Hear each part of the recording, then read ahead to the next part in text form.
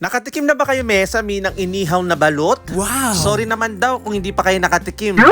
Kaya hanggang tingin muna kayo, kaya nga. Anyamatan.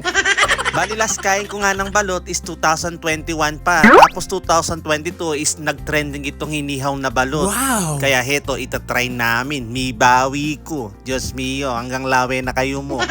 Manerdo naman, pagbigyan nyo na ako.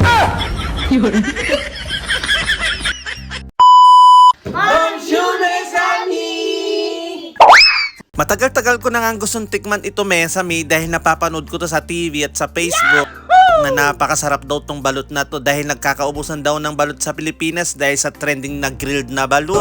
Bali, yung ginamit nga namin, Mesami, is electric grill. Wala kaming pang-uling, kaya heto na lang muna gagamitin namin. Tapos gumawa ako ng patungan ng itlog para siguradong makatayo yung mga itlog. Ganito lang siya kasimple, Mesami, is bubuksan muna natin yung pinakaulo niya. Kung gusto mo sipsipin yung sabaw, sipsipin mo dahil lalagyan natin yan ng homemade chili garlic paste. Ayan. Wow! At pagkatapos natin lagyan ng chili paste, kung mainit-init na yung electric grill, ayan, isasalang na natin. Tapos tatakpan lang natin para makulob siya. Wala kaming pangkulob, kaya gumamit na lang kami ng kaldero. Nyamatan. Mas masarap pa yan lalo, Mesami, kapag inihaw natin siya sa uling, tapos yung panghihaw mo is may pangkulob siya para makulob yung mga itlog. Mas masarap yung lasa niya kapag lasang usok. Nyamten. Kaya wala kaming no choice, Mesami, dahil grid lang yung ginagamit namin. Bawal maggamit ng hinihaw na uling dito. Baka magsumbong na naman yung mga kapitbahay namin. Mayat maya may dumadating na bumbero. Ang sobrang nagpapasarap pala talaga dito, Mesami, is yung chili garlic paste na manghanghang.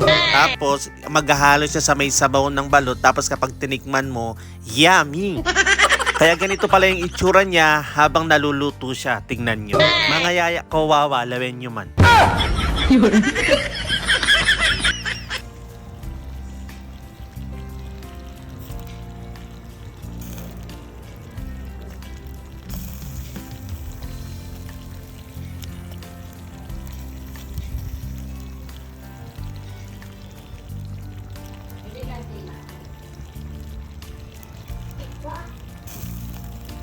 Habang niluluto ko ngayon, Mesami, is sarap na talaga ako sa amoy at parang hindi ko na mahintay na maluto. Gusto ko nang tikman kaagad. And finally, after 1 hour, eto na, iahahon na namin sila sa kahirapan. Hindi ko na matais yung gutom dyan. Diyos mio, babanatan na namin. Bali, heto pala yung itsura nila pag naluto, Mesami. Ayan, tapos sasamaan mo pa ng suka. Mibawi. Bali, 10 nga yan, Mesami. Tigda-2 sana kami, kaya lang hindi pwede yung mga bata. Patnubay ng magulang ang kailangan.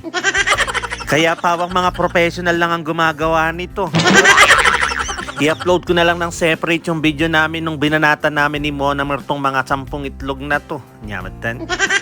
Thank you for watching! Again to